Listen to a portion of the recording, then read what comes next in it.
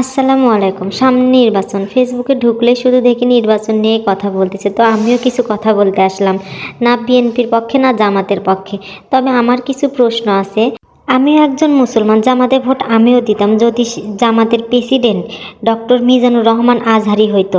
কিন্তু এখন যিনি বর্তমান জামাতের প্রেসিডেন্ট তাকে আমি কখনো চিনি না বা দেখিনি। আমরা ছোটোবেলায় যখন বই পড়তাম শহীদ জিয়াউর রহমানের কথা অনেক পড়ছি, শেখ মুজিবুর রহমানের কথা অনেক পড়ছি, কিন্তু জামাতের যিনি বর্তমান প্রেসিডেন্ট তার কথা কোনো বইয়ের পাতায় লেখা দেখি নাই।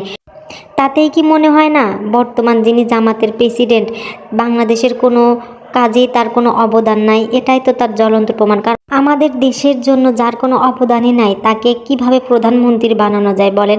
এখানে যদি জামাতের প্রেসিডেন্ট ডক্টর মিজানুর রহমান আজহারি হইতো তাকে সারা বিশ্বের মানুষ চেনে, প্রায় পৃথিবীর অনেক দেশের মানুষই তাকে চেনে।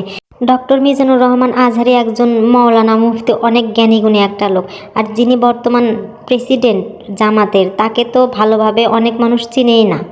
আমরা দেশের মানুষই বোকা, জানেন? আমাদের সিদ্ধান্ত নিতে আমরা ভুল করি। আমরা আমাদের সিদ্ধান্তে ভুল করি জন্যে আমাদের দেশের ভুল প্রধানমন্ত্রী আমরা সিলেক্ট করি এবং সিলেক্ট করা শেষে ভয়াবহ পরিণতি আমাদেরই পড়তে হয়। ভয়াবহ অত্যাচার অবিচার আমাদেরই জনগণেরই সহ্য করতে হয়। আমরা জনগণের মধ্যেই অনেক প্রকার দোষ ত্রুটি লুকিয়ে আছে। আমরা জনগণ ঠিক হলে, দেশের প্রধানমন্ত্রী আমরা সঠিকভাবে নির্বাচন করতে পারলে আমাদের দেশের উন্নতি সম্ভব।